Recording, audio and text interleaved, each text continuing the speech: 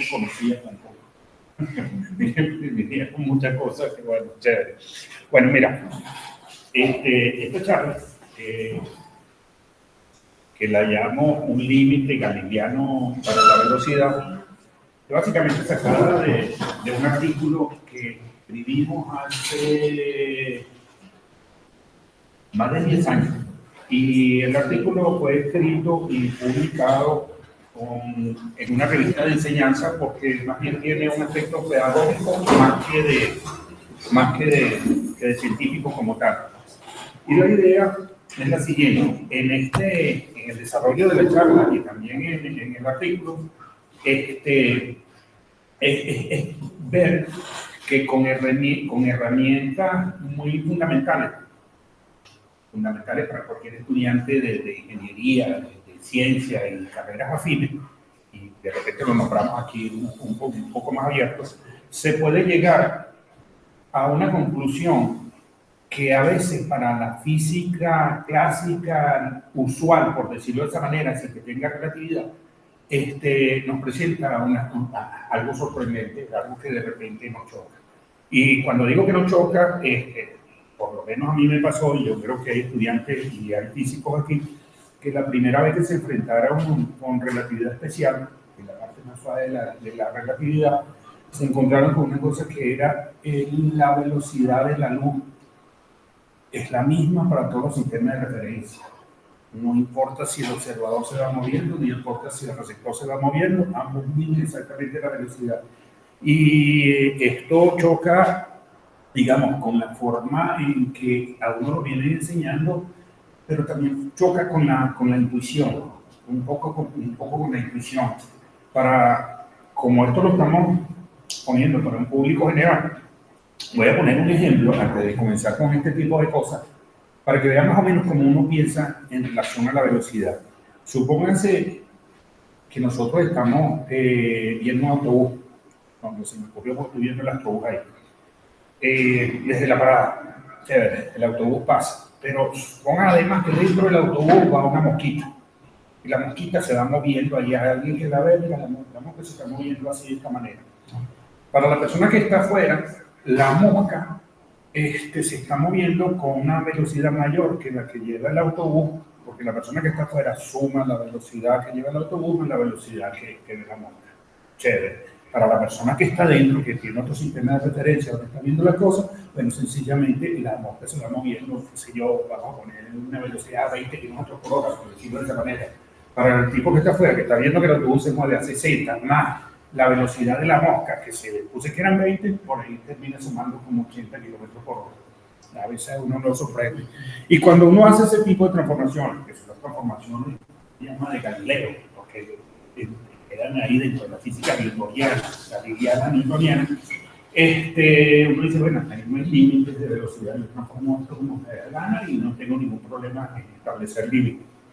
Pero bueno, para comenzar, espero que funcione. Este es el artículo que se escribió una vez. Por cierto, esta persona lo escribí con la profesora Nilda Garrido, profesora de la Universidad de Zulia, jubilada ya, que está por Canadá y está por ahí conectada, por cierto, y la profesora María Judith Aria, que también era profesora de la Universidad de Zulia en ese momento, y ahorita está en Bolivia, está conectada también allí. Por supuesto, le dije, voy a utilizar el artículo y por supuesto, hoy vivo aquí, Félix Antonio Aguirre de Marquén, en ese momento profesor de la Facultad de Ciencias del Departamento de Física y pertenecía al grupo de Física Teórica. Más o menos conformamos un grupito ahí bien chévere porque ellas eran las expertas en la parte de educación, que yo desconocía muchas teorías que había ahí y yo podía agregar la parte, si se quiere, física. Suena un poco pretencioso, pero así nos conformamos y escribimos artículos. Para mi juicio quedó bien bonito y se publicó en una revista aquí de la Universidad de la Facultad de Humanidades, la revista se llama el Encuentro Educacional, algo así. Y bueno, chévere, pero ahí se me ha quedado dormido hasta que en una de estas charlas vino alguien que fue el profesor mío de clase, el profesor Gianfranco Spanieri, y habló toda una charla en relación a la velocidad del luz, incluso hay unos cuestionamientos, y bueno, me llamó la atención lo que estaba haciendo ahí, y dije, bueno, aquí no me queda otra que desempolvar este artículo y sacar las cosas que están ahí. Por cierto, que en la charla voy a intentar dirigirla hasta donde pueda también en ese enfoque de enseñanza, en ese enfoque pedagógico, tratando de pasar un poco por encima aquello de las ecuaciones. Sé que hay unos que lo dominan, pero sé que hay otros que no lo dominan. Entonces, voy a intentar hacer explicación sobre eso. No me las puedo soltar. Y la charla más o menos la tengo, ya resaltaba lo de quién eran los autores de ese artículo. La charla más o menos la tengo de esta forma. No sé si allá me vengo, por una parte, una descripción muy elemental de lo que es la velocidad como una variable cinemática en el contexto de la física. Si bien es cierto que, bueno, esto no solamente para físicos, que eso era del bachillerato, que haya este tipo de cosas, tiene una idea de lo que es la velocidad y lo que vamos a afirmar un poquito esto. Después, una breve historia de la determinación de la velocidad de propagación de la luz, porque ahí es donde básicamente comenzaron los choques a pensar, donde se enfrentó, si se quiere, la física clásica, ese que se conocía hasta el momento, con unos nuevos postulados que iban a salir, y por ahí aparece la relatividad especial de Einstein, qué sé yo, bajo los postulados bien cortos, si se quiere, pero con un peso específico. Iba a decir una palabra que empieza por A, un peso específico bastante fuerte. Pero la charla se va a centrar en esto, en el desarrollo de un experimento pensado donde vamos a hablar de sistemas de referencia inerciales, interacción entre cargas y corrientes y algunas posibles. Y por último, por supuesto, conclusiones, comentarios, y me falta poner aquí café y galletas. Por aquí. Bueno, comencemos por esto. Comencemos por esta parte. Una descripción elemental de la velocidad. ¿Qué es la velocidad? ¿Qué sabemos nosotros qué es la velocidad? A lo mejor no tenemos ese concepto ahí puesto todo el mundo, pero más o menos todos tenemos una intuición, sabemos de qué se trata la velocidad, porque todos los días hablamos de la velocidad de un auto, qué sé yo, 80 kilómetros por hora, lo que sea. ¿Qué es eso en realidad? En física, uno dice que la velocidad queda definida como la rapidez con la cual un objeto cambia la posición. Ya lo veo aquí, más luego lo veo por allá, luego lo veo por aquí. Por eso la velocidad no es solamente un número, sino que además tiene dirección, tiene sentido y uno lo representa como un vector. Por aquello de que tengo cambios de posición. Chévere. Cambios de posición, pero para dar la ubicación de un objeto es necesario referirlo a otro cuerpo o sistema de cuerpo que suponemos que está fijo, llamado sistema de referencia. Traten de ver esto. Quienes han visto física, a lo mejor de alguna vez lo identifica. Quien no la han visto, que tienen esa cosa, digamos, ahí internalizada, traten de ver el hecho de que yo no puedo dar la ubicación de un cuerpo si yo no doy una referencia. Si yo no doy esa referencia, las cosas quedan en el aire. Mira, nos vemos por allá en la Plaza Bolívar, ya está. Si tienes referencia en la Plaza Bolívar, nos vemos en la esquina, tal, lo que sea. Entonces significa que si yo quiero hablar de evolución de posición, tengo que poner el sistema de referencia. Y si tengo que poner el sistema de referencia, con respecto a ese sistema de referencia, yo voy a ver cómo evolucionan las posiciones. Y cuando digo cómo evolucionan las posiciones, de repente estaré hablando de velocidad. En física, para tener una descripción más adecuada del movimiento, se usan los llamados sistemas de referencia inerciales. Cuando hablo de sistemas de referencia inerciales, son sistemas de referencia como tal, como los que he hablado, pero tienen una particularidad. Es ahí donde valen las leyes de la física. Es ahí donde valen las leyes de la mecánica, qué sé yo, que quiero que todos esos sistemas midan exactamente la misma cosa, que todo lo que yo mide de su sistema de referencia, yo me refiero, de repente yo estoy aquí o estoy allá en la parada. Y bueno, el sistema de referencia es la carretera, la parada, lo que está ahí, y pasa el autobús que había dicho anteriormente. Hay alguien que va dentro del autobús y puede hacer todas sus medidas ahí. Si eso es un sistema de referencia inercial, ahí se cumplen todas las leyes de la física, tal como se cumple en mi sistema aquí. Y eso es lo que yo quiero. Y eso lleva a una particularidad, que es que los sistemas inerciales son una familia de sistemas de referencia, entonces son válidas las leyes de Newton. Puse aquí las leyes de Newton por decir algo, pero los sistemas de referencia vienen desde por allá, desde antes de que hablara Newton. Galileo ya tenía más o menos unas cosas ahí más o menos esquematizadas. Entre otras particularidades que se mueven con velocidad constante entre sí. O sea, si yo tengo un sistema de referencia inercial aquí donde son válidas las leyes de Newton, qué sé yo, y alguien va a describir con las leyes de Newton y todo lo que yo quiera ahí en otro sistema de referencia que se está moviendo, no puede haber una aceleración entre estos dos señores, porque eso alteraría aquello que alguna vez nos explicaron, fuerza igual a masa por aceleración. Si la aceleración no es la misma, olvídense, la fuerza no es la misma y la fuerza de alguna manera es la interacción. Y la interacción sí es verdad que no puede depender de los sistemas de referencia. ¿Qué más decía yo aquí? Esto. Esta es la parte que digamos que va a tocar lo que vamos a ver más luego, que dice, la elección del sistema de referencia no es única, por lo que la descripción del movimiento tiene un grado de subjetividad. Y si lo tiene. Cuando digo que tiene un grado de subjetividad, digo, bueno, movimiento, chévere, estoy afuera del autobús, no hay problema. Yo veo que el autobús se mueve, que si hay algo allá adentro, yo veo que se mueve justamente con el autobús. Supóngase que va sentada una persona y que tiene una naranja en la mano, una pelota, lo que sea. Y que esa persona, de alguna manera, no ve hacia afuera, está todo encerrado, así, se parece al astrobús y que se ha ido la luz, algo así. Solamente tiene la manzana, o la pera, o la pelota que tiene ahí. Si el autobús no vibra, que él no tenga sensación de que eso se está moviendo, esa pelota que él lleva ahí, ¿cómo está? Yo estoy en reposo, para él está en reposo, para él no se está moviendo, pero para la otra persona que está allá afuera, sí se está moviendo, porque se está moviendo junto con el autobús. O sea, dos sistemas de referencia. ¿De dónde están describiendo?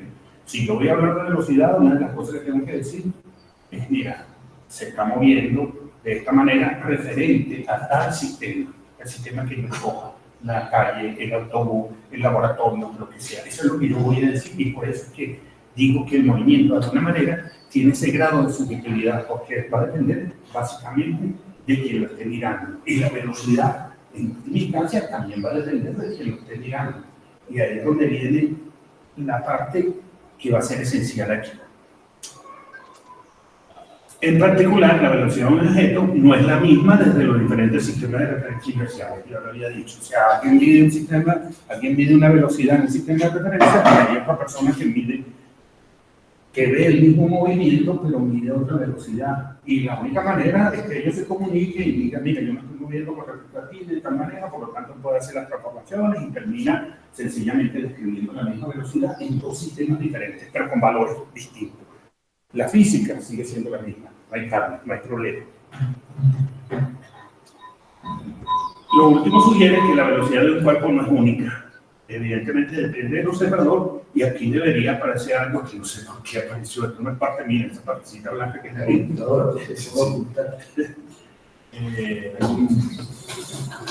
Ocultar y desaparecemos todos.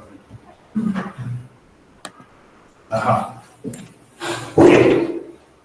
O sea, conclusión de todo esto aquí, que la velocidad es una cantidad relativa. ¿Qué significa esto? Que es una cantidad relativa, lo que acabo de decir, depende del sistema de referencia donde yo la esté viendo. Y esto no está dando ninguna limitación para la velocidad. Basta que yo cambie el sistema de referencia, mira, eso se está moviendo a 10 kilómetros por hora. Bueno, pero yo me monto un sistema de referencia que se está moviendo de otra manera y describo otra velocidad. Por ejemplo, te hago la pregunta aquí a todos los físicos de los que no son. ¿Qué velocidad tenemos nosotros?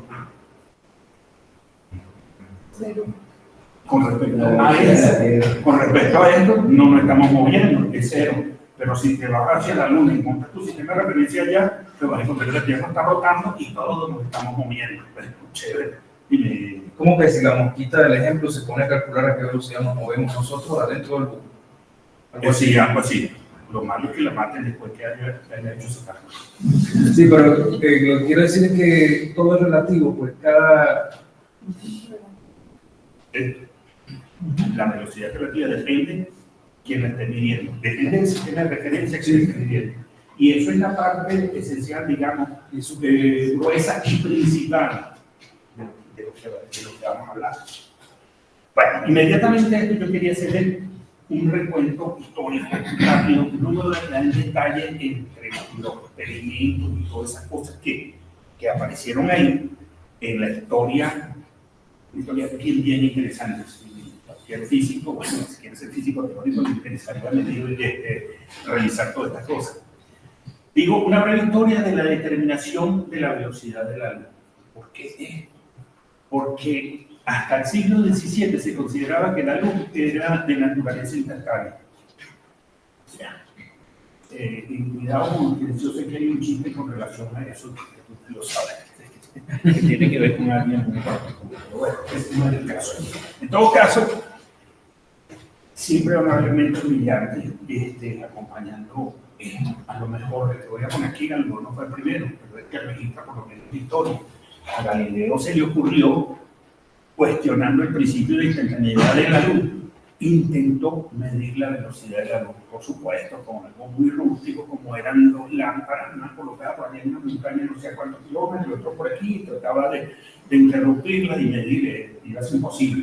Iba a ser imposible medirla, pero cuestionó esto y dijo que sí se podía hacer. Después de él, vinieron otras personas. Por ejemplo, era un astrónomo, y él hablaba aquí en el Chile, que calcula por primera vez la velocidad de la luz. ¿Y cómo lo hizo? Lo hizo a partir de observar los eclipses de Io. Io es la, creo que es el satélite más interno que tiene Júpiter. Y entonces, bueno, cuando entraba, cuando salía, y se dio cuenta que calculando esos tiempos, cuando la Tierra estaba en diferentes posiciones, las cosas cambiaban, y dice, bueno, aquí está pasando algo. Y lo que estaba pasando es que la luz terminaba recorriendo un espacio más largo, más grande, por decirlo así, cuando estaba en una posición que cuando la Tierra estaba en otra posición, y por eso todos los cálculos. Yo me imagino a esa gente haciendo estos cálculos, porque no tenían ni internet, ni calculadora, ni nada de eso, y tenían que pasarse noches ahí, mira, ya estaba haciendo, ¿verdad? Y calculó la velocidad de la luz, y les digo una cosa bien interesante, no es el actual valor, pero a él le dio 220.000 kilómetros por segundo. Ya estamos hablando de una cantidades bien sorprendentes. Inclusive con esto uno dice, escúchale, con razón, Galileo no pudo medir eso.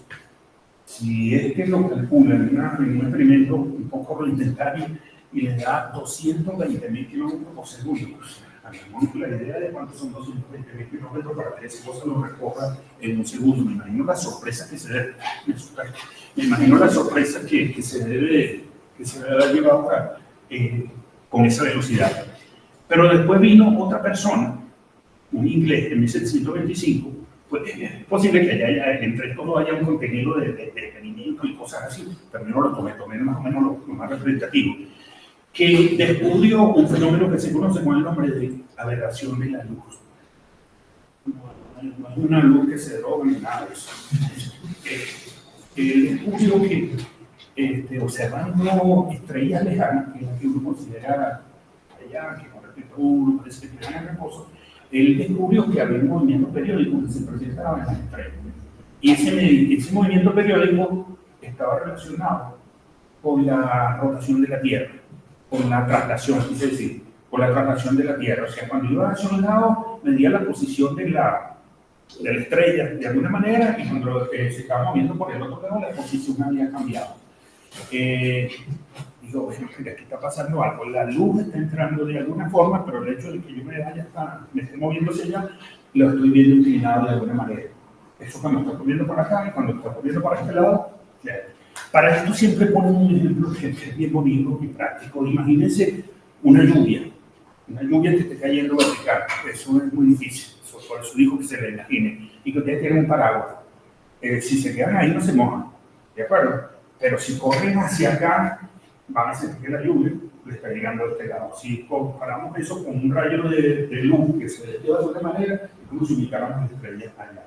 Pero si corro hacia este lado, precisamente voy a tener otro baño, o sea, me voy a bañar de nuevo, me voy a tener que inclinar el paraguas para no bañarme, y bueno, y es eso, digamos, las cosas que yo voy a ir cambiando. Si yo veo efectivamente que la luz está llegando de alguna manera, y yo tengo que inclinar mi telescopio para verlo, y luego cuando me voy por el otro lado, cuando la Tierra se va moviendo hacia el otro lado, tengo que inclinar el telescopio. De otra forma, evidentemente, que yo calculo ahí unos ángulos, y cuando hago esos cálculos y qué sé yo, pudiese calcular la velocidad de la luz, y él calculó una velocidad que en promedio, pongo ahí, no sé si eso fue algo cierto, pero el primero que conseguí, que le dio 298.000 kilómetros por segundo. Ya superó lo que había medido Roman por allá, pero las cosas están por ahí más o menos ciertas.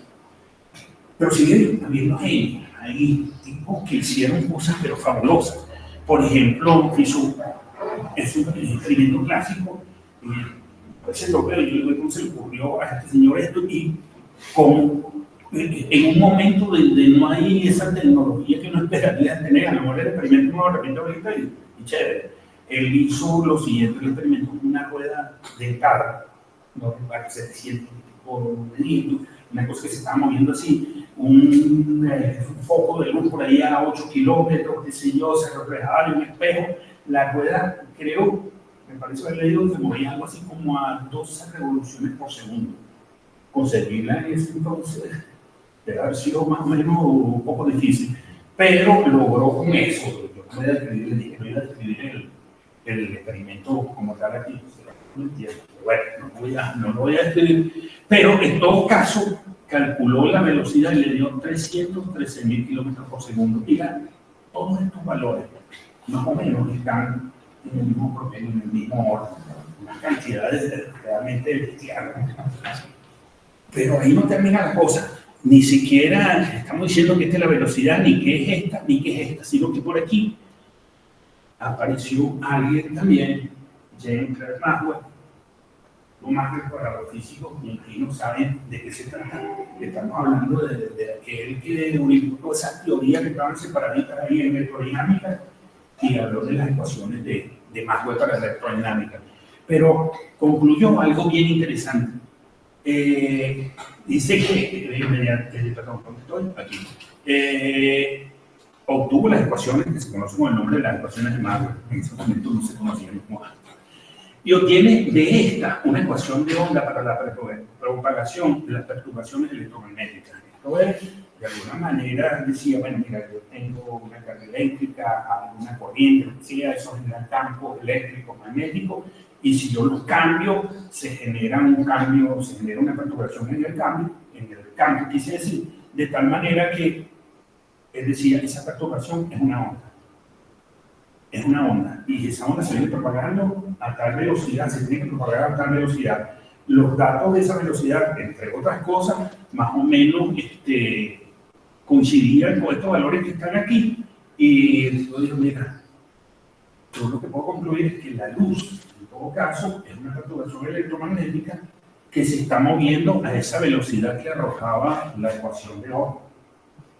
Chévere, todo el mundo, bueno, aplaudimos y todo está chévere, pero ahí vino lo siguiente, una onda. Es una onda, estoy hablando de partículas, estoy hablando de una onda. Una onda sabemos que es una perturbación, pero todo este rollo, para que se propague una perturbación, debería haber un medio. Cualquiera ha visto una ola, ¿de acuerdo? Y más ahorita en el mes de agosto, que he llegado a la playa, una ola, una onda, ¿de acuerdo? Una onda, pero que se va propagando en un medio. El sonido es una onda, pero necesita el aire para poderse propagar. Es una perturbación que hay ahí. Si no hay aire, no escuchamos nada, porque no se produce nada de eso. Entonces, en esa época comienza el rollo, bueno, y si es una onda, ¿qué es lo que se está propagando? ¿Qué es lo que se está propagando? ¿Cuál es el medio? Empezaron a reafirmar una teoría que venía desde mucho más atrás, que era la teoría esa de la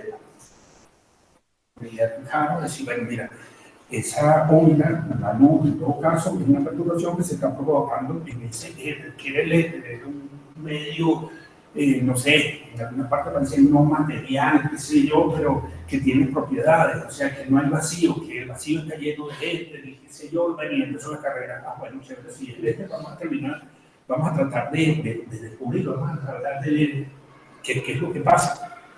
Y qué es lo que pasa significa que si es una onda que se está moviendo en el éter tenía propiedades, que no interactuaba con la materia, que llenaba absolutamente todo, pero que si no interactuaba con la materia, bueno, un montón de cosas ahí. Entonces hay gente que se le ocurrió decir, bueno, ¿y qué tal si medimos esa perturbación que se está propagando en ese éter y nos ponemos a un sistema de referencia que se mueva con respecto al éter? O sea, como el éter en última instancia no interactuaba con la materia, entonces el éter atravesaba la Tierra, qué sé yo, y si la Tierra se movía, para el que estaba ahí en la Tierra, el éter se estaba moviendo. Y si el éter se está moviendo, entonces esa perturbación, que es una onda, de alguna manera está moviéndose con respecto a ese sistema de referencia. Que en última instancia dicen, pero bueno, si la cosa se está moviendo hacia este lado, donde tengo una corriente de éter, lo que sea, yo voy a ver una velocidad, pero si se está moviendo hacia allá, donde no tengo esa corriente de éter, la velocidad debe ser diferente. Entonces voy a ver cómo se mueve la luz, cuál es la velocidad de la luz con relación al fulano de éter, y ahí voy a decir, existe el éter, y la luz se mueve sobre esto, una perturbación sobre este señor, y se inventaron ese experimento que es muy famoso, que se llama el experimento de Maxwell-Morley. Por cierto, lo nombró aquí bastante en su seminario, en su charla, y llevaron a cabo ese experimento, hicieron porque uno llama un interferómetro de no sé cuánto medía, unos brazos muy largos, y qué sé yo, ahora un interferómetro, además que eso lo ve uno en un laboratorio, toda la interferencia de la luz, qué sé yo, era bien preciso porque estaba midiendo cosas en segundo orden y más allá, de tal manera que se podía verificar, en caso de que se hiciera un cambio en la velocidad de la luz por el movimiento de la Tierra, en unos términos por allá, pero bien preciso. Pero resulta que no registraron ninguna diferencia. Independientemente de que la luz fuese así o la luz fuese así, la Tierra, tal, qué sé yo, yo creo que el experimento, yo no sé si llamarlo fracaso, pero es el fracaso más importante, el experimento fracasado más importante. Fracasado en el sentido que no midieron eso, pero se puede llegar a una conclusión de esto, y bueno, la conclusión es máxima, puede decir, mira, no hay ninguna raza de éter, mejor dicho, no parece que la luz fuese una perturbación sobre el éter, que si yo, las cosas se están moviendo así de esta manera, y sin embargo no se ven arrastrados por ese fulano de éter, la Tierra se mueve para acá o se mueve para allá, esto, por ahí apareció después Lorenz, un físico muy conocido, y sobre todo porque él, intentando describir lo fallido de este experimento y otras cosas que no estaban muy claras, hay una electrodinámica, se inventó la llamada transformación de Lorentz. Esas transformaciones de Lorentz, o sea, las puso así como para acoplar, mira, la única manera de que ocurra esto, o que las transformaciones se metan, pero sin una explicación, digamos, física en todo caso, las puso sencillamente para arreglar las cosas. Y después esas transformaciones se hicieron famosas, pero no dentro del contexto de lo que dijo Lorentz, sino que vino otro señor, este aquí, Álvarez, que para los físicos teóricos, bueno, es el papá de los helados, en todo caso. Y construye una teoría que apareció en un artículo, sí, aparece en un artículo, que es algo así como la electrodinámica de los cuerpos en movimiento. ¿Y por qué eso? Porque aquí ya antes se había dado cuenta que parecía que lo que se hacía en electrodinámica y lo que se hacía en mecánica, parece que no se unía de alguna manera, que faltaba un puente ahí que metiera todo eso como fenómeno físico en todo caso, y eso es lo que estaba, de alguna manera esa cosa estaba pasando, no había ese hilo conductor. Mira, lo que pasa en electrodinámica y lo que pasa en mecánica. En mecánica hablamos de fuerza, pero en electrodinámica también hablamos de fuerza, pero ¿por qué no se comportan las cosas como deberían comportarse? No seguimos saber. Los dos postulados de gente son así, bien, así, golpea bastante fuerte, pero esto arregló muchas cosas. Las leyes de la física son las mismas en cualquier sistema de referencia inercial. Por cierto, ahí continúa hablando de sistemas inerciales. Después que me desarrolla la teoría de relatividad general, los sistemas inerciales los quitó y puso unas cosas mucho mejores. Y luego, la velocidad de la luz en el vacío es una constante independiente del movimiento de la fuente o del observador. Tengo todo el mundo ahí parado. Y hablamos de que la velocidad era relativa, dependía de cada uno de los observadores.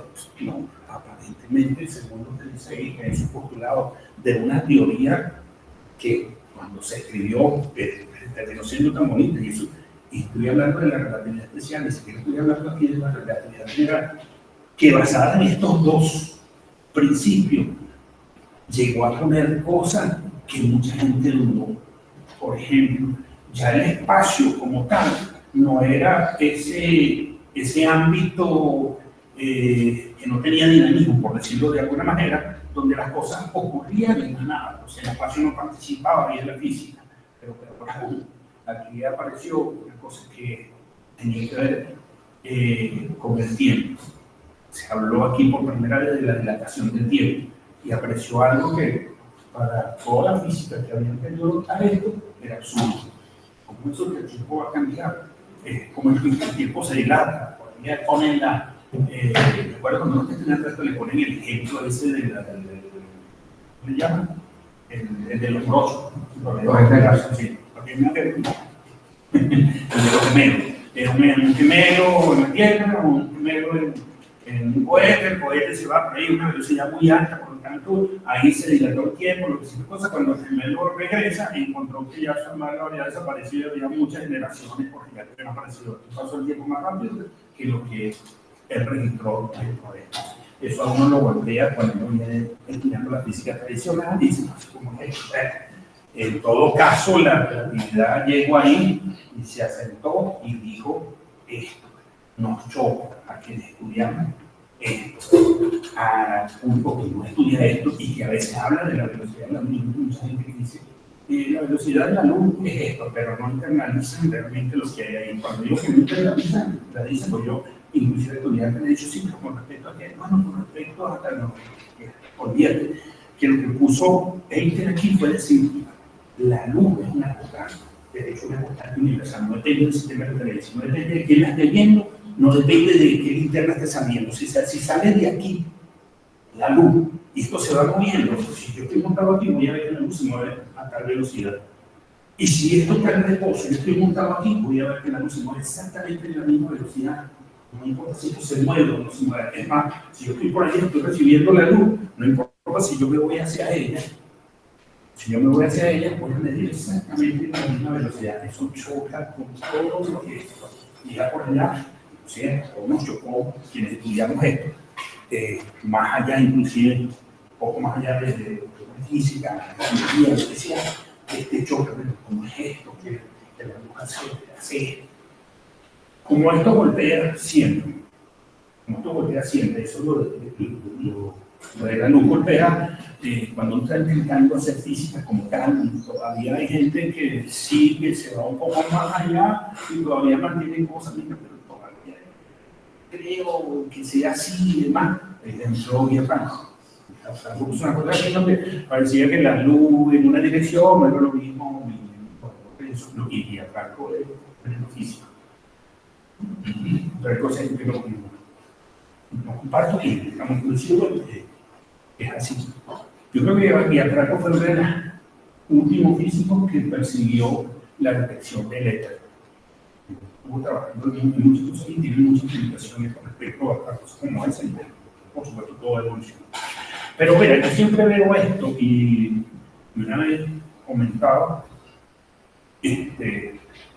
cuando era estudiante, que nos metimos en esto, como iglesia, mira, a mí me parece esto, yo no sé si se le entró, porque lo voy a poner aquí en medio vulgar o no, pero bueno, así, porque se me ocurrió en ese, es como si hubiese una partida, me refiero a toda la historia, como si hubiese una partida de baraja, y la que se publicó fue 31, y que cada uno iba poniendo, no, yo tengo 28 y me quedo, yo tengo 29, yo tengo 30 y me quedo, llegó 20 y 31 hermanos, y esto es lo que y ahí arrancó la teoría de la relatividad y dejó a todo el mundo frío, y todo el mundo frío, digo yo, porque las cosas comenzaron a tener ahora explicación, explicación y empezaron a aparecer cosas nuevas y demás que se pudieron de alguna manera comprobar. Sí, esa era. Después de esto vino, por ejemplo, la teoría general de la relatividad, y todavía había gente que no se cuadraba con esto, y ahí fue el premio Nobel, pero no con la relatividad, fue porque describió el efecto fotoeléctrico, lo explicó, y esto yo creo que no le dijo el premio Nobel con la relatividad, porque todo el mundo le entendía, y hay mucha gente hacia este tipo de cosas. Entonces, poniendo esto, lo que puse anteriormente, ¿qué tal si ponemos este primero? Se nos ocurrió, pero que por esta cosa se nos ocurrió una vez cuando estábamos haciendo unos trabajos y de repente, pero mira, esto sirve para enseñar de alguna manera. ¿Qué significa enseñar en este caso? Ahí me aprendí yo que era las teorías del aprendizaje significativo. Lo sabía, yo lo utilizaba, no lo sabía. Un servidor, me agarro de otros filósofos dentro de la enseñanza y dijimos, bueno, pero mira, esto lo podríamos utilizar para sembrar, en ese caso, la comunidad de los que van allá, la idea de que el límite de la velocidad no es una cosa que sea exclusiva de la relatividad, sino que en la física normal, clásica, como tal, digamos, podemos encontrarla asumiendo algunas posiciones. Por eso le dije que la charla se iba a centrar básicamente en un experimento. Un experimento que me llama un experimento pensado. Lo pueden ver más o menos que eso es un recurso que todo físico teórico utiliza. Y pues está chévere, porque pone el laboratorio aquí. Pero ¿qué hace? Pone el laboratorio aquí, pero pone todas las leyes, todas las formas, pone todas las condiciones y sabe más o menos cómo se van a comportar las cosas. Y de ahí saca resultados. Y saca resultados, y esos resultados que han salido de ahí, porque no todo de ahí, pero la teoría de la relatividad. Salen resultados que no solamente comprueban teoría, como que se dice, mira, compruébame, porque de alguna manera esto está dando resultados. Ahí viene el choque aquello de físico teórico y experimental, y qué sé yo, en algún momento se ponían de acuerdo. Pero no solamente eso, puede validar o no alguna hipótesis. La hipótesis debe haber una de esto no me da, pero más aún puede inclusive servir de fundamento para desarrollar nuevas. Entonces, ¿cómo se llama? Poner un experimento pensado no es una locura. De hecho, el experimento pensado, pues poner todas las condiciones que nosotros nos dé la gana, todas las condiciones, sabiendo cómo se va a comportar aquello, porque no tenemos, digamos, las limitaciones que puede tener un laboratorio real. El laboratorio le dije, está aquí. En este experimento pensado, por supuesto, yo tengo ahí insumo. ¿Qué es lo que voy a necesitar ahí? ¿Qué es lo que voy a necesitar ahí para ganar mi experimento? Voy a decir, el principio de relatividad galileana, que no lo había nombrado por allá, pero hágalo como Galileo no lo dijo como tal.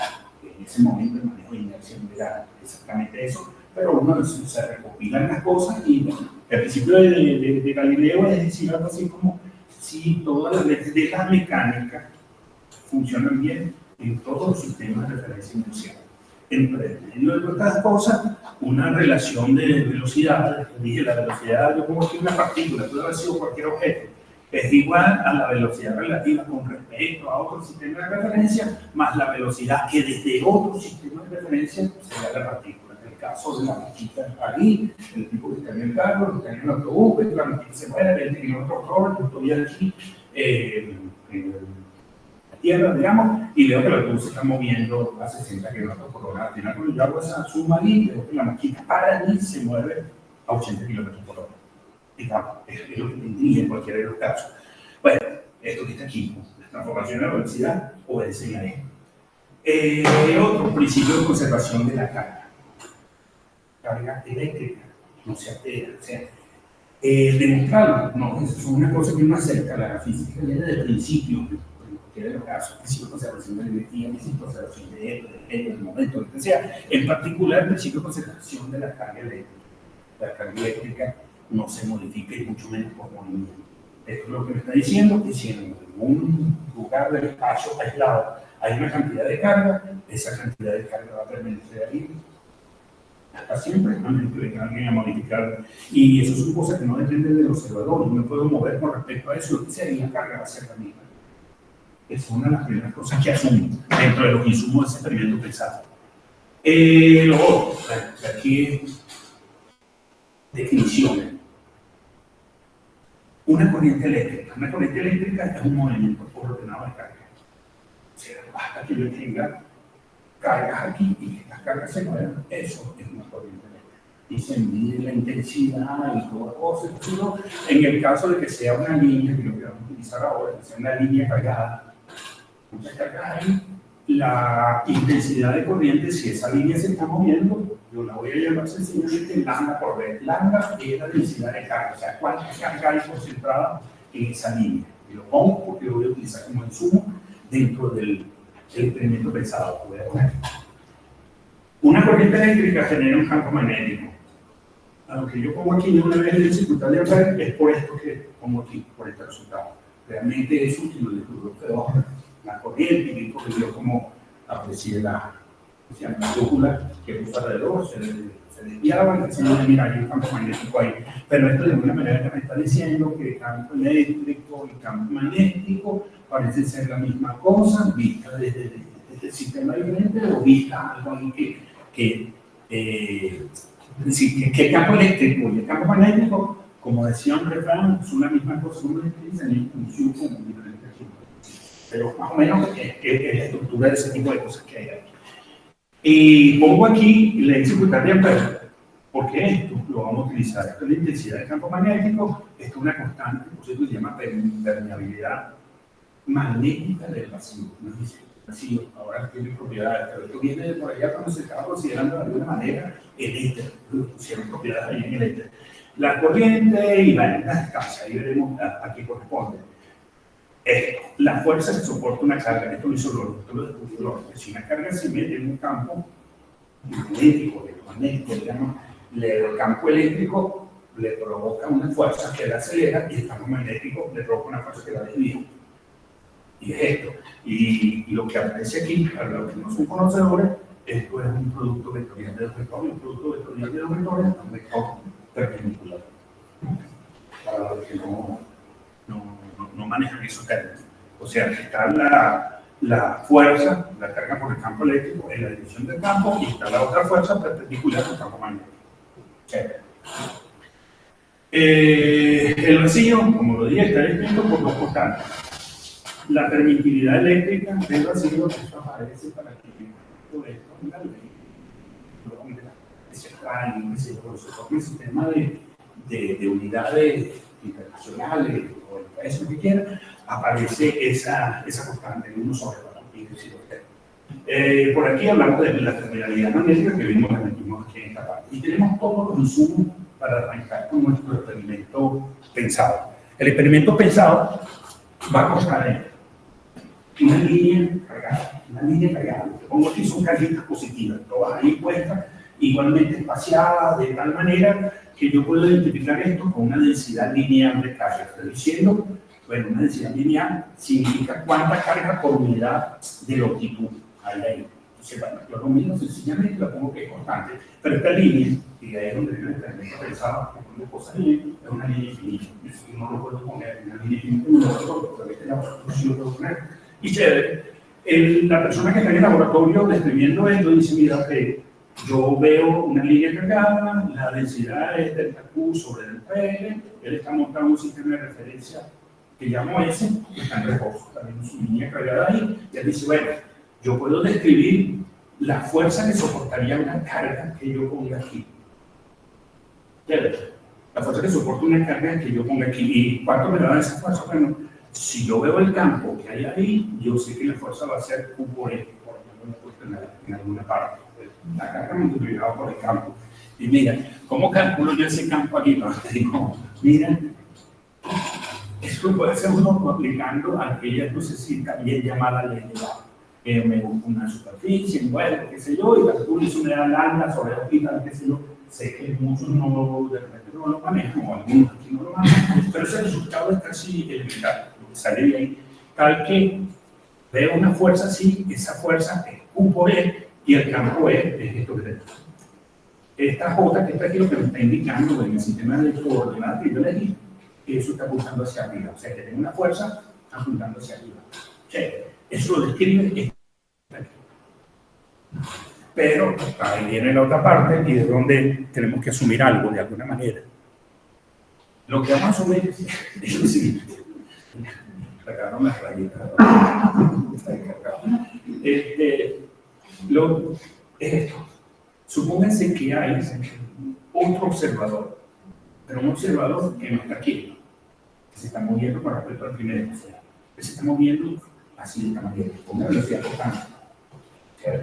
Y él está viendo exactamente la misma línea y está viendo la misma carga que está aquí. Él se está moviendo así de esta forma. La descripción que él hace, el mismo montaje que está aquí, va a tener alguna diferencia. ¿Por qué? Va a decir, mira, yo lo que en realidad veo es que con respecto a mi sistema de referencia, todo se está moviendo así de esta manera. Sí, cierto. Lo que estoy moviendo, pero si yo describo desde mi sistema, todo se está moviendo con respecto a mí. Y entonces él va a tener una descripción un poco diferente. La descripción un poco diferente que va a decir, mira, la carga se está moviendo.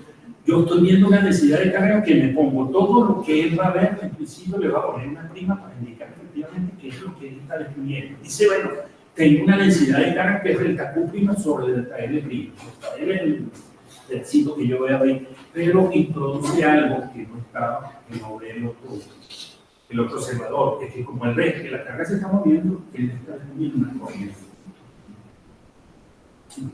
Pero bueno, porque aquel ve campo eléctrico nada más, porque ve una distribución estática de carga, pero este además de ver campo eléctrico, ve una corriente, y si ve una corriente, tiene que ver el campo magnético. Y es lo que él va a describir, él va a decir, bueno, si es así, en el sistema ese, en el que estaba ahí con el pozo, con el laboratorio, yo lo que estoy diciendo de este sistema es que tengo lo siguiente. Yo veo una fuerza que es Q por E, y esa fuerza la describo por aquí y la estoy poniendo en valor, por ejemplo, lo del eje está apuntando hacia arriba, o sea, la flechita que sé yo. En todo caso, esta es la fuerza que él describe. Y esta es la parte interesante, porque desde el sistema S' voy a ver un campo eléctrico y un campo magnético, y él tiene que registrar eso. Para él la carga se está moviendo. La carga y la distribución de carga se están moviendo. Se está moviendo con la misma velocidad que lleva él hacia este lado. Ahí hago énfasis en eso que acabo de decir. Se está moviendo con la misma velocidad y nada. ¿Sí? Y él describe esto. Para él esta carga se está moviendo así y esto se está moviendo así. Le pongo prima porque es la que está viendo y está describiendo todas sus cosas con una prima para indicar que él está en ese sistema de referencia.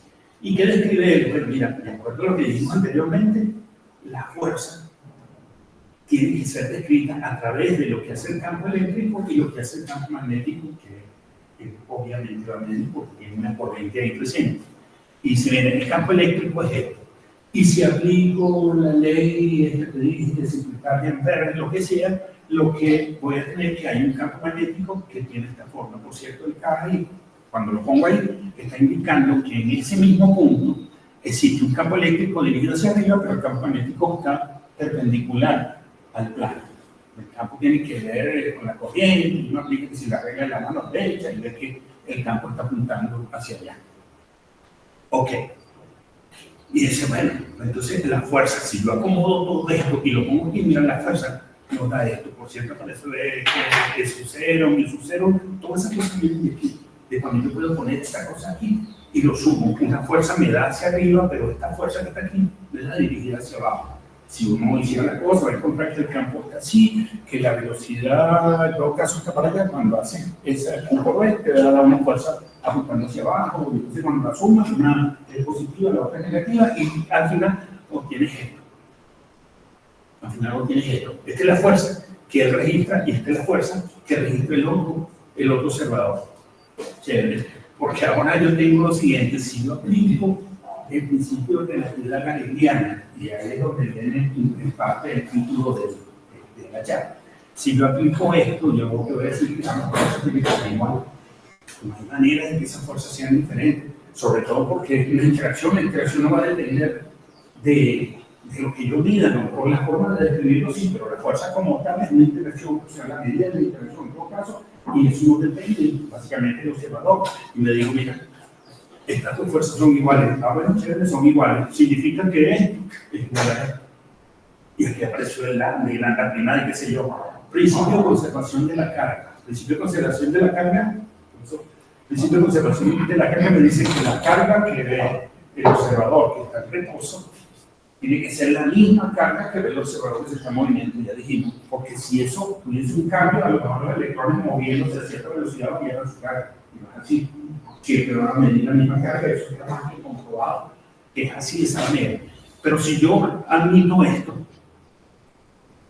mis dos insumos ahí, principio de Galileo y el otro conservación de la carga, yo llego a esto. Wow.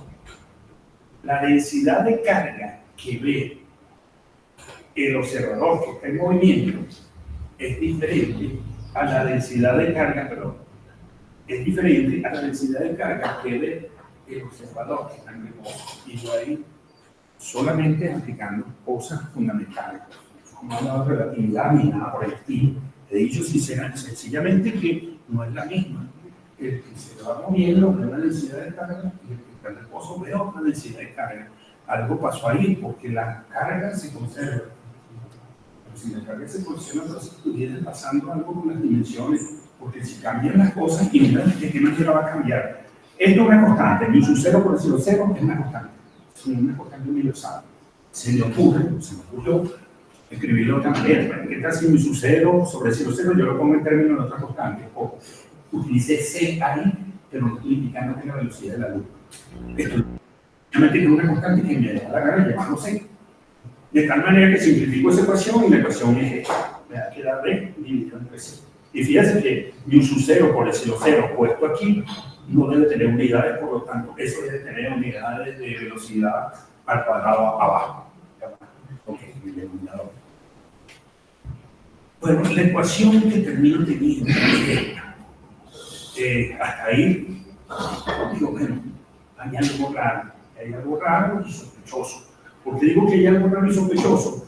Porque fíjense lo siguiente, lambda, que es la densidad de carga, o sea, cuánta carga veo yo una longitud de cierta longitud de la línea de carga, es diferente la que ve este señor que está en el sistema que se está moviendo y la que ve el otro señor que está en el sistema en reposo. Es más, esa densidad de carga que ve el tipo que se va moviendo depende de su velocidad. Wow, y ahí empiezan las cosas a ponerse un poco locas, porque los logos están describiendo la misma cosa a pesar de que la carga no va a cambiar, pero parece que la forma como está dispuesta me va a decir efectivamente que sí está cambiando, que hay un cambio en cualquiera de los casos. El observador del sistema, esa prima registra una distribución de carga diferente a la que registra el observador, ya lo dije. De acuerdo a esta ecuación, la densidad de carga para este observador depende de la velocidad. Parece que la medida de efectivamente que se mueva más rápido, más despacio, el valor de la densidad de carga va a cambiar. Ya empiezan ahí las cosas a tener un poco de complicación. Es más, nótese que en la medida que la velocidad aumenta, la densidad de carga para el observador en ese prima aumenta. O sea, si esta cosa se va poniendo así cada vez, si esto va aumentando, qué sé yo, voy a ver que estoy dividiendo entre un número más pequeño y esa densidad de carga está aumentando. Me dice algo ahí, de abajo. Un momentito. Me volaron mi taza.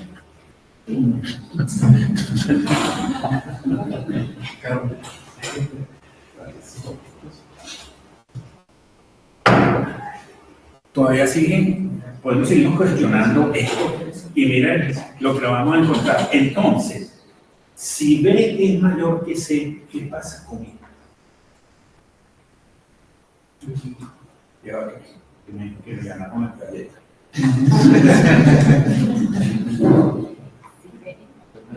Yo también aprovecho y un solo.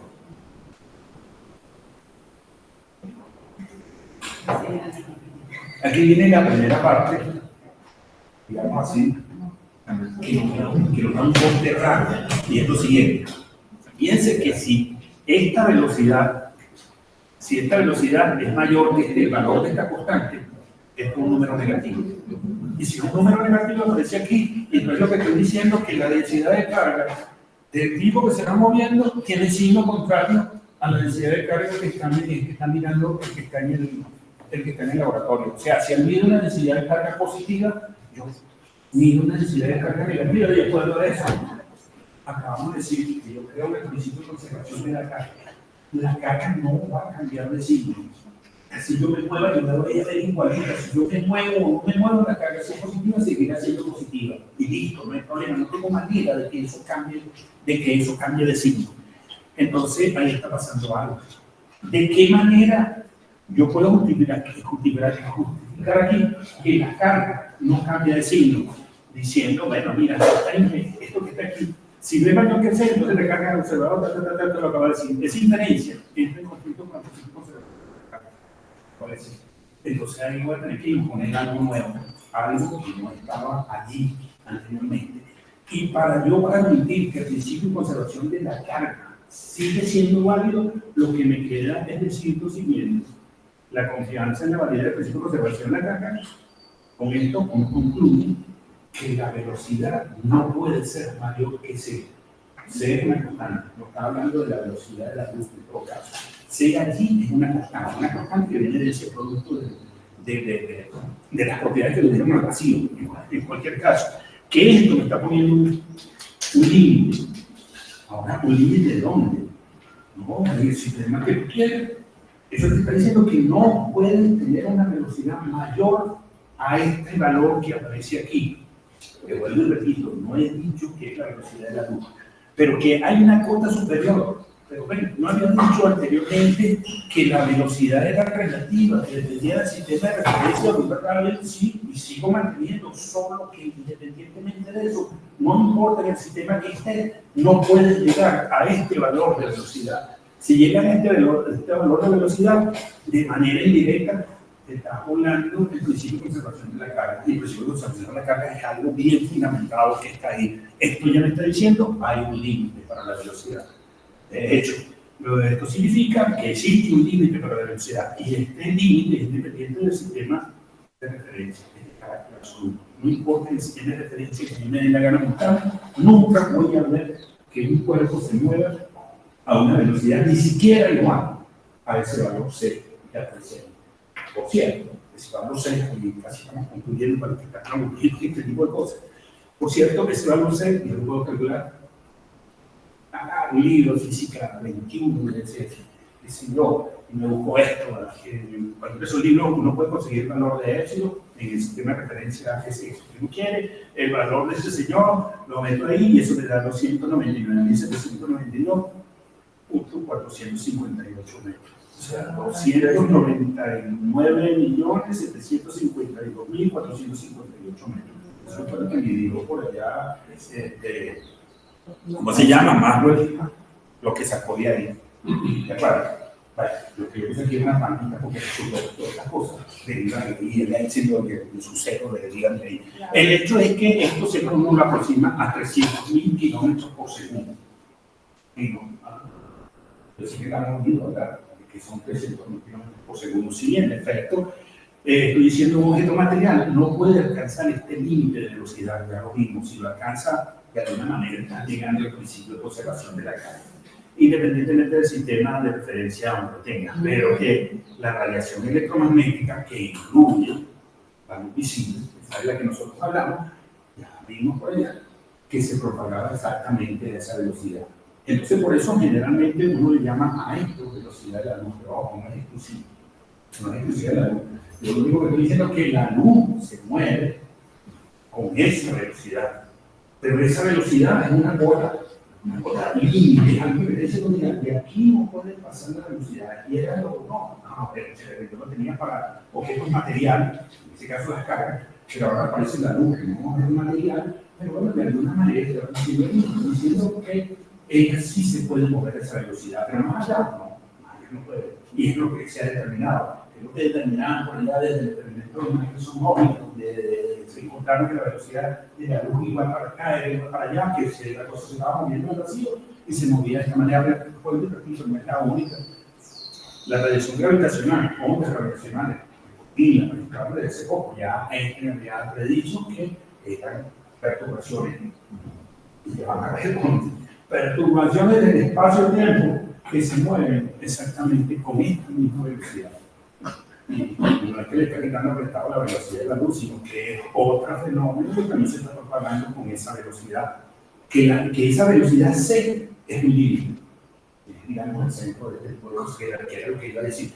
Pero que, si bien es cierto, por ahí hay alguna trampita, que no quería decirse, pero sí se la voy a decir, que cuando uno hace esto, dice, oye, si hay una velocidad límite, yo estoy cambiando un sistema de referencia a otro, entonces eso que yo utilicé para hacer el cambio de sistema de referencia, de esa relación de velocidad, no son del todo válidas, porque cuando las velocidades son muy grandes, eso me diera otra cosa y sin embargo aquí no da. Entonces hay que meter una corrección. Y esa corrección es una transformación de esa línea que aparecieron allá. Que a lo mejor yo agarro esa transformación, la meto allá, cambio las cosas y las cosas salen todavía mejor. Pero yo no quería hablar nada de la vida yo quería que vieran que sencillamente utilizando esas cosas fundamentales, eso que no ven en clase, los primeros años, ese es lo que uno puede tranquilamente llegar a esa conclusión asumiendo cosas muy elementales, asumiendo, ¿cómo se llama? Bueno, sí, conociendo un poquito de las leyes, fundamentando el ejercicio y puede llegar a eso. La idea del artículo inicialmente era eso. Oye, ¿qué tal si esto lo relega experiencias, física, etcétera, ese tipo de cosas? Que vea que el hecho de que existan límites de velocidad no es tan, no causa tanto escosor, por decirlo de alguna manera, cuando aparece sencillamente como un postulado que pone ahí allá, sino que estas cosas no están bien, con algún error por allá, pero te están diciendo, mira, esto tiene que ocurrir, porque si no, estos principios no se cumplen de alguna manera. Y mira, de aquí, perdón, de que haya, ¿cómo se dice?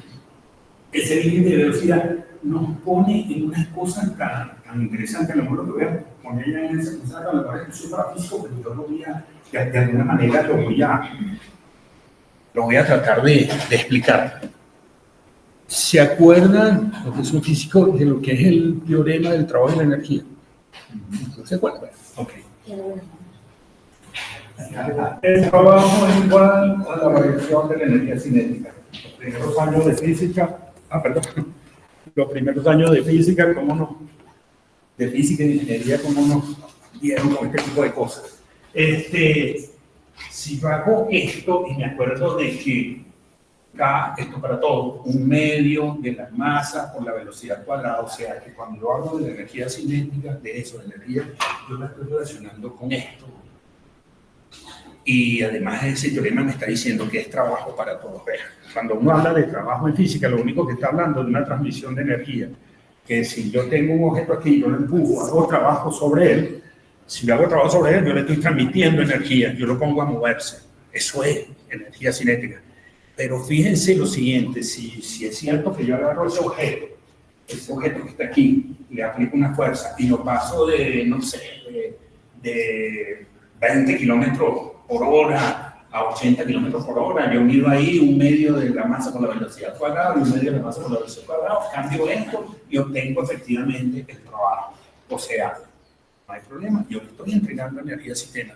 Pero ¿qué pasa si hago la misma fuerza? ¿Qué pasaría en un sistema de un experimento de esto pensado? Si tengo el mismo objeto, le aplico la misma fuerza, pero las velocidades son muy grandes, son por allá cerquitas al límite. No va a ocurrir el mismo cambio de velocidad. Ya sabes que a la medida que te vas acercando al límite, va a ser más difícil cambiar la velocidad. Pero si no cambian las velocidades, ¿para dónde se fue la energía? La energía es el último componente. Se tiene que modificar la masa. Lo único que te está diciendo, pero aquello de que la energía es equivalente a la masa, pasó. Ok. Bueno, no voy a hacer más cosas respecto de esto. Y la luz no va más rápido. Pensamiento. Era que otra cosa. El chiste es otra cosa. Sí. Entonces, fíjense lo siguiente. ¿Verdad? Que eso está ahí. Es lo siguiente, en última instancia, estoy diciendo que esto de alguna manera me está olvidando aquello de que hay equivalencia entre la masa y la energía. Porque si estoy entregando energía y lo que se está modificando es la masa, estoy diciendo, bueno, estoy entregando energía, modifique la masa. Bueno, después habrá cualquier otro tipo de cosas. Eso está reflejado, por cierto, en esa ecuación. Bueno, creí que no iba a escribir más, pero sí lo voy a poner. En esa ecuación de Einstein, que esto es algo así como m c cuadrado, masa en reposo por la velocidad cuadrada, y entonces donde se habló de energía, ¿cómo se llama? De equivalencia entre energía y masa, y esa ecuacióncita, por cierto, que está ahí, nos ha brindado muchos beneficios, pero también nos ha brindado otra cosita, que es aquello que tiene que ver con las reacciones nucleares. Y reacciones nucleares puede ser un reactor nuclear, pero puede ser una bomba atómica también. Eso es que aquella bombita que tiraron en Nagasaki, qué sé yo, no sé cuánto tendría, 200 kilogramos, eso cualquier devastó cualquier cantidad del país con su gente, por supuesto. Bueno, ya casi para terminar, y eso sí lo estoy aburriendo mucho. Quería ponerle una ñapa aquí, una ñapa esta. Lambda. La cantidad de carga dividido entre las distancias, donde está contenido. O sea, mi ejemplo aquí no sé cuántas, 14 cargas, y que si yo mira, están distribuidas así, de esa manera. Pero el tipo que se viene moviendo en el otro sistema dice lo mismo. Bueno, yo cuento las 14 cargas y lo divido dentro del taller prima. Es una cosa que yo estoy midiendo ahí. Pero es que resulta que nosotros no estamos midiendo la misma densidad de carga, sino que las cosas quedaron así, que este lambda tenía esto. Y eso me lleva a mí a concluir que la distancia, o sea, esto que está aquí, medida por el sistema, por el tipo que tiene el sistema de movimiento, es diferente a la distancia que mide este señor, que me da que este tipo que está aquí observa que para él la distancia, esa distancia en la dirección del movimiento se contrae. ¿Se contrae? Eso no está dentro de la física clásica usual. Eso salió después, eso salió después con la teoría de la relatividad, pero que resulta que esto no quedó, si uno mantiene ahí al principio, y se hace luego pasándole por encima a una cosita que está ahí, puede concluirlo. Es más, esto fue. Normal que no fue ni en aquella época, después de seguro que estaba fumado o algo así, pero te voy a decir aquí. De nuevo, la confianza en el principio de conservación conduce a un resultado inesperado en la mecánica usual. Cuando digo usual es sin la relatividad. La longitud en la dirección de la velocidad se contrae. Si no, al mismo que se contrae, hecho por el suelo del principio de conservación de la carga. Porque se nos cambia la carga, no al paciente está cambiando la longitud, pero peor aún. ¿Qué pasa si B es igual a C? ¿Cuánto da esto? Si B es igual a C. Si B es igual a C, esto me da 1. Y si esto me da 1, ¿cuánto me da esta densidad de carga?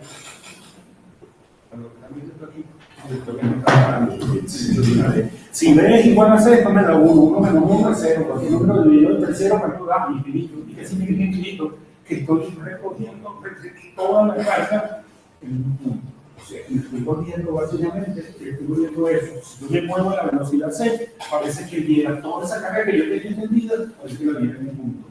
De alguna manera, se está anulando, que es lo que dije acá, se me saltó esto, ya sabía lo que venía después. De alguna manera, uno podría interpretar que la dimensión en el sistema de referencia que se mueve en esa velocidad se anularán también de toda la cosa. O sea, yo diría, mira, si la luz pudiese decirlo, cómo ve el sistema de referencia, cómo ve la cosa ahí, a lo mejor me dijera, mira, yo estoy viendo un mundo en 2 dimensiones nada más de su eje. Esta dimensión para mí no existe. Tranquilamente lo hubiese hecho. Y lo que yo les iba a decir, pero se me dañó todo esto, era que me iba a pasar la última diapositiva para que era la que les iba a gustar más. Mira esto.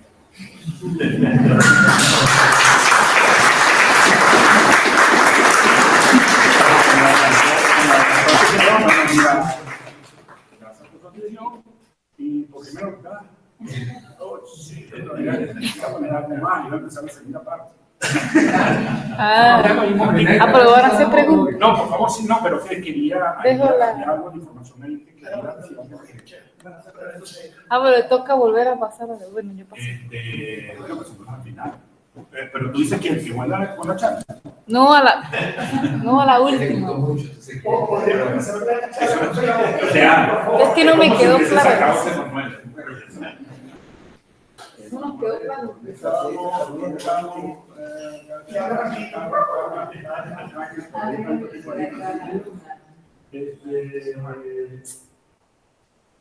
Sí. Ahora no me echaste.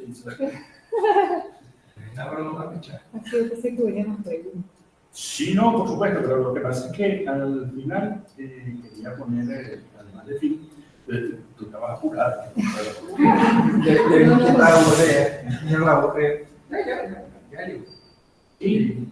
Aplausos.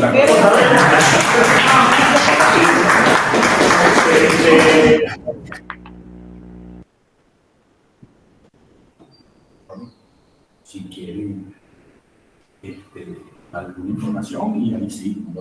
Esto, por cierto, es la referencia de la revista donde aparece la tienda. Y ahora sí. No, pero ya, espérate.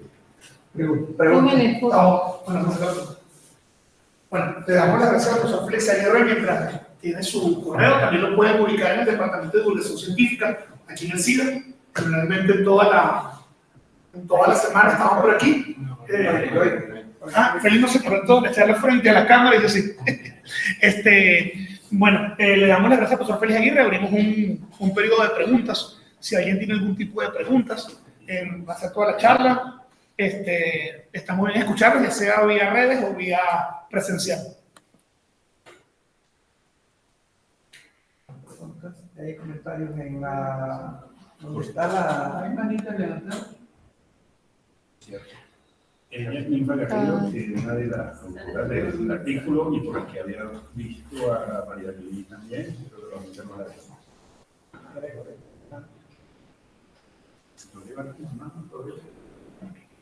Pero háganle ver por el micrófono que escuchen de que pueden activar el micrófono. Preguntas. Ellos lo pueden activar.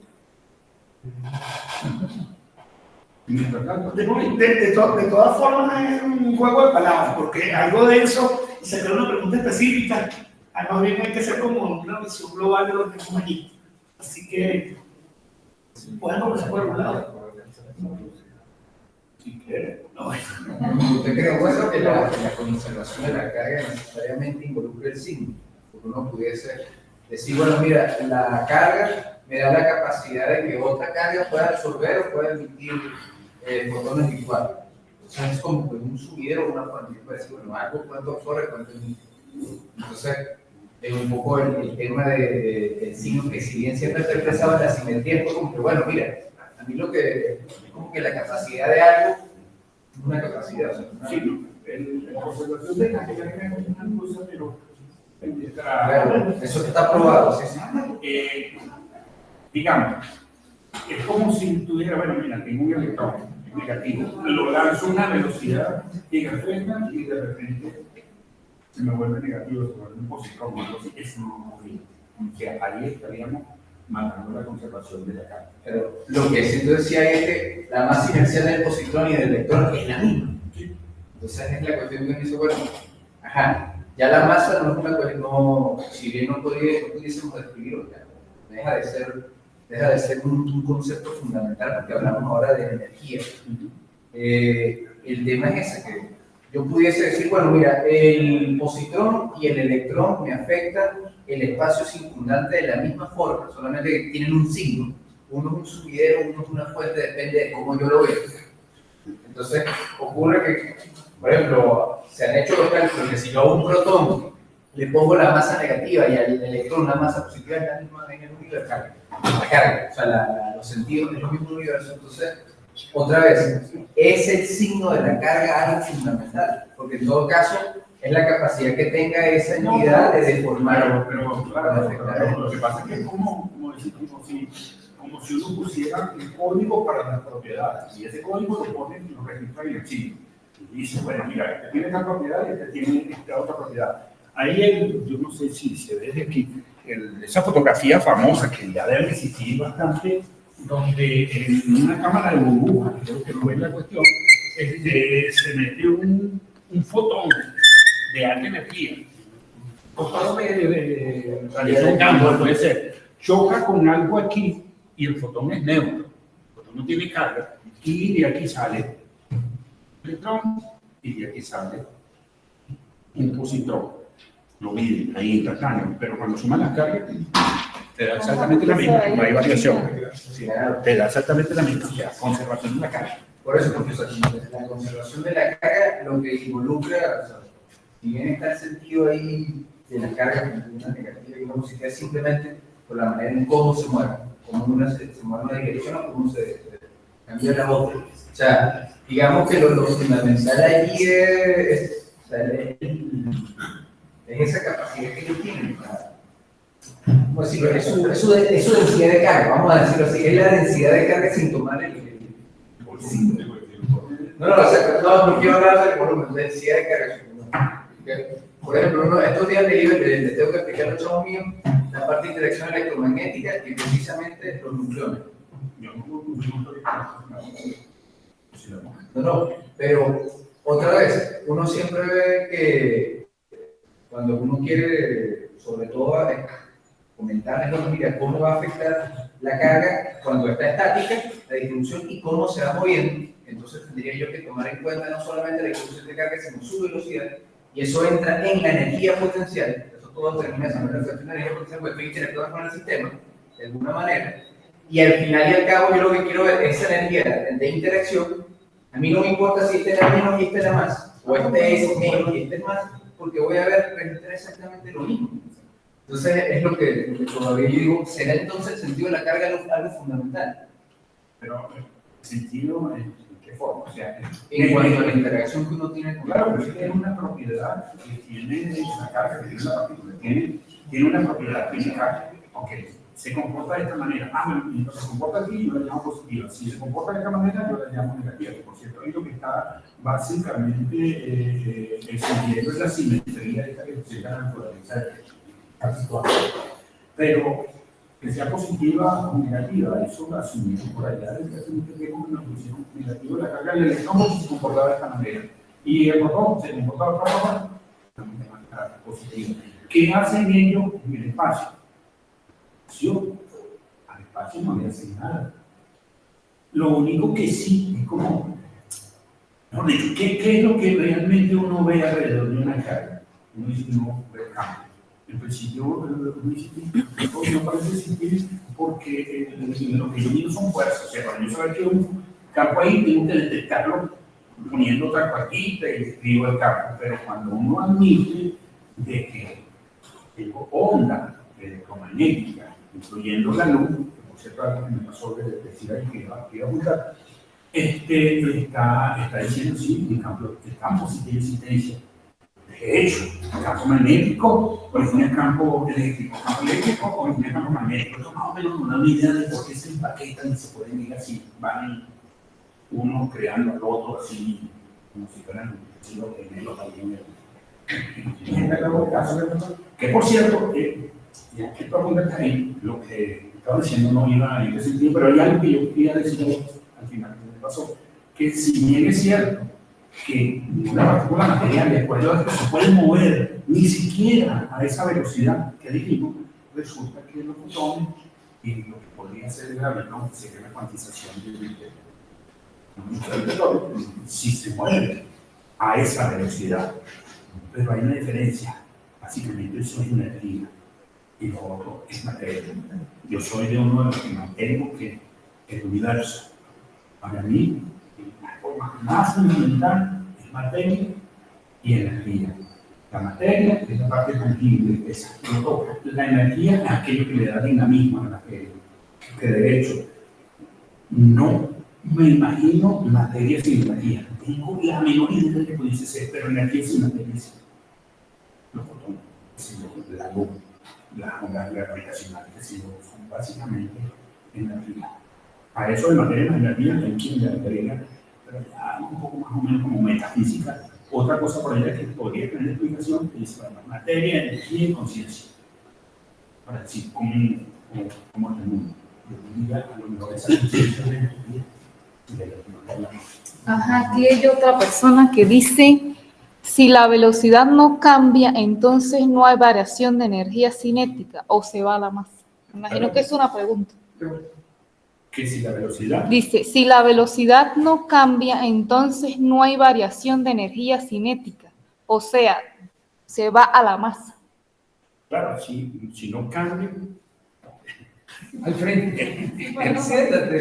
En lo que estamos diciendo, sí, efectivamente, si estás haciendo el mismo trabajo que hacías cuando la partícula se movía con velocidades bajas y cambiaba la velocidad, y ahora resulta que estás haciendo el mismo trabajo, pero en el rango ese de velocidades alta, Lo que está pasando es que le están entregando la misma cantidad de energía, pero no ves los cambios en la velocidad. Y la única manera es que esa energía sea convertida, por decirlo así, de esa manera, en masa. O sea, para muchos la masa es cantidad de materia. Es una concepción bien fea con respecto a la masa. La masa es otra cosa. La masa es una propiedad que hasta hace poco fue que le dieron respuestas cuando descubrieron el bosón de Higgs, qué sé yo. Por cierto que siempre me gusta hablar de eso, del bosón de Higgs, porque dentro del departamento, muchachos que estaban en el grupo de teoría, donde yo trabajé, ellos estuvieron ahí de primera mano, estuvieron involucrados en ese descubrimiento. Por cierto, eso aparte, eso fue un comentario aparte, pero siempre lo hago por propaganda del grupo de física teórica. No veo si la respuesta te convenció o no. O si me oíste, no sé. Hágalo con la señal de costumbre. No, a ver si me hacen esa señal. No, yo no lo veo. ¿Qué dice aquí? ¿Alguna otra pregunta? Aquí, ¿algún otro comentario? Si quieren, ahora pueden echar chiste. Comentario de Lufa. Es muy importante.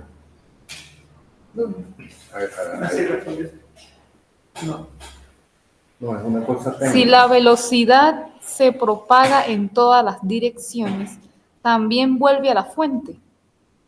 No entendí esa pregunta. No, pero la velocidad tiene que estar saliendo. Si es una fuente o un sumidero. No, ya va, pero la velocidad no se propaga. La velocidad es una medida de la propagación en cualquiera de los casos. Tiene una dirección. Si la luz se propaga, si la luz también vuelve. Eso es lo que quisiera ya decir. Me imagino que tendría, si estás hablando de la luz, no sé qué significaría volver a la fuente.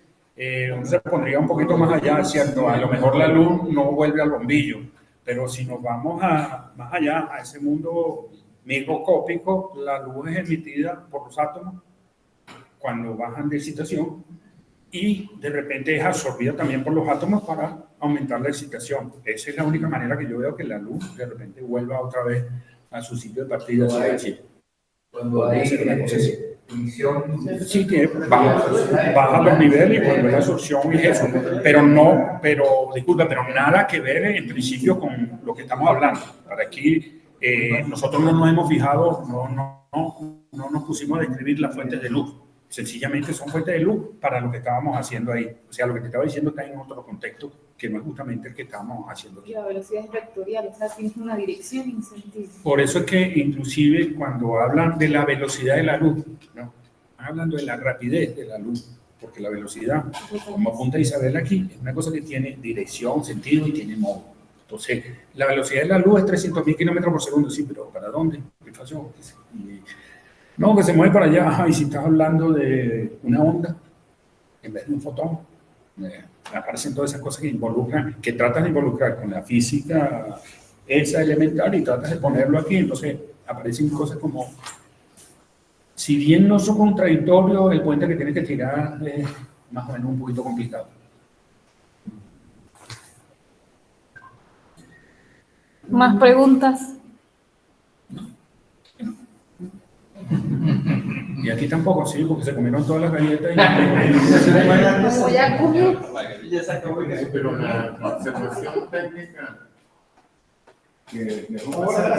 Creo que no hay. ¿Hacemos acciones? Creo ¿O que tiene alguna pregunta más? Sí, nos están diciendo desde el chat que tuvimos una falla técnica y que en el futuro deberíamos superarla. sí. Ahí lo estoy leyendo en el chat, es que no lo leyó.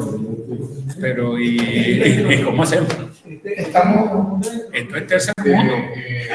Implica no depender absolutamente de la cámara de la computadora y extender una cámara y nosotros mismos le hacemos la cobertura a un cuando usted se mueva. Ok, otro ya. Es un detalle técnico, pero Tranquilo. De eso se trata la evolución, de ir corrigiendo cosas.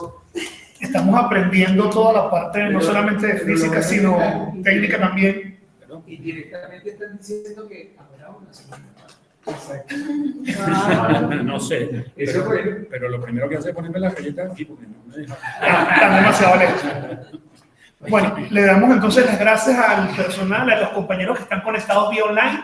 le damos las gracias a los compañeros que están en vivo directo y los invitamos, estén atentos a las redes sociales de la Fundación SIDA, @Fundación SIDA, a través del Instagram, @SocializaSIDA, a través del Twitter o la red social X, donde se informará la próxima charla, el tema, el ponente y la fecha. Entonces, muchísimas gracias a todos. Le damos un aplauso a los Félix Aguirre.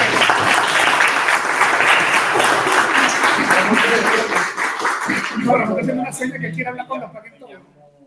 La atención, una de las frases que se colocó en la presentación, que ningún objeto material puede alcanzar ese tipo de velocidad. Bastante interesante, ¿no? Porque eso es para como que quieres viajar a una distancia y no puedes hacerlo porque eres algo material. De acuerdo a esto, tienes la prohibición. Eso, de hecho, cosas como esas tenemos cuando decimos, mira, estamos buscando a ver si hay vida en tal parte. Sí, a eso iba, pero no quería hacerlo en primo. ¿Cómo llegas hasta allá? No sé cómo va a llegar. No hay la tecnología para esto. ¿Quién sabe? A lo mejor, y de acuerdo al Enterprise, yo era adicto a Viajes de las Estrellas. El Enterprise se movía a unas velocidades que no recuerdo cómo Carrizo las llamaba, pero superaban la velocidad de la luz. No, porque es que me llamó la atención. Estaba conversando con un vecino de allá de Santa Rosa que es gnóstico y cree en extraterrestres. Entonces, le presté mucha atención a esa frase y yo digo, ahí está, no han llegado, o sea, ya dejan. ¿Alguno de ustedes vio la serie de Los Tres Cuerpos? No, man, creo que tú sí la viste. Supuestamente nos vienen a invadir, no, en la serie. Pero la invasión, o sea, la llegada de los tipos se tardaba como 400 años. Y entonces por eso es que estaban dañando, matando científicos, porque la ciencia de nosotros avanzaba muy rápido para cuando ellos llegaran. Estaban listos, pero por ahí se cortaron. Bueno, sí, pero esas son cosas que luego uno empieza a pensar y a imaginar, así como dice Ramón. Pero ¿por qué no puedo pasar de esa velocidad? Y bueno, ahí está la frase que nos decía el profesor Marcos Rodríguez. Está estudiando física para saber el porqué de las cosas, está errado, porque la física no es para saber el porqué de las cosas. Si quieres saber el porqué de las cosas, estudia teología o cualquier otra cosa de eso. Pero nosotros sabemos cómo funcionan las cosas. Podemos dar una explicación de cómo funcionan, hasta qué límites podemos llegar, qué se puede hacer. Pero, ¿qué pasaría si eso ya es algo de imaginación? Se vive en un mundo donde hay límites. Claro, sí, claro. Pero yo me estaba haciendo la idea de que la estrella más cercana está a ¿cuánto? 4,5 años luz. Vamos a poner que esa gente viene de allí. Estoy hablando ingenuamente. Y somos objetos físicos materiales. Esa gente no se puede trasladar de allá hasta acá según las leyes de la física. Es lo que estoy diciendo. No se puede trasladar. Tardará. No, alcanzar esa velocidad. No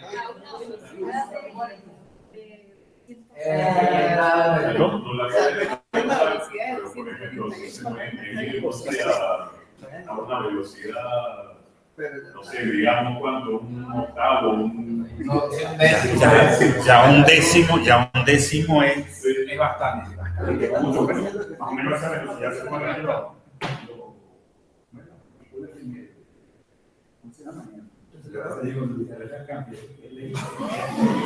En el acelerador de partículas, El LHC.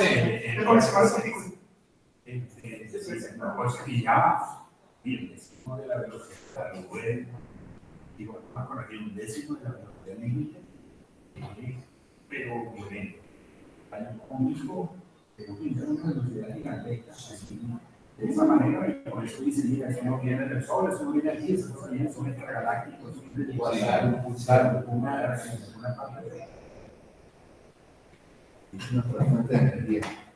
Bueno, ya creo que lo que bastante. Galletitas. Bueno, imagínate que veas una conciencia así, no sé, un cúmulo de información que viaja en esa velocidad, que sí puede ser y le cambia la mente a la gente y lo pone más bruto, o más inteligente, eso puede pasar. En un cuento de ciencia ficción. Pero es así. Tendríamos que inventarnos otro principio. No, profe, luz, imagínate, nosotros somos información. O sea, tenemos de la luz que hay, uno tiene, ahí puede discriminar entre luz. Imagínese entonces esa información que viene en un todo y que equivalencia a energía e información. Con eso hay muchas cosas que se pueden especular. Por eso ya quedamos en la parte de Como dice Nomar, uno difícilmente va a encontrar porque uno sabe cómo funciona y a lo mejor se vuelve a hacer la otra pregunta, pero ¿por qué funciona de esta manera? O sea, uno va a hacer el invisible gigante y lo va a encontrar. Siempre va a aparecer un porqué que no voy a poder. Llegó, se me ha ido. No sé si ustedes vieron el experimento del mes pasado que revelaron. A gente le ponía una canción de Pink Floyd y entonces ahora se la cortaban a la mitad y de repente el recuerdo, la gente ya empieza a recordar cómo era la melodía y ya había un equipo que te registra el recuerdo sonoro. No, ¿Eso existe ya? Yo, esa es la cosa más loca que la gente. pero si estamos poniendo a Pink Floyd, No. Ya le voy a mostrar.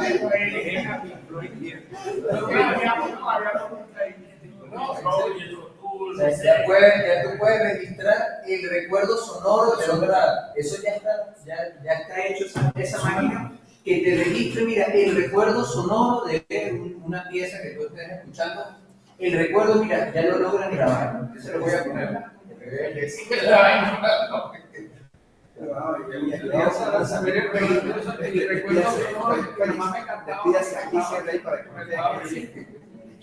Gracias por estar ahí. Gracias a los que siguen ahí, porque yo me voy. Bueno, que estén bien. Gracias.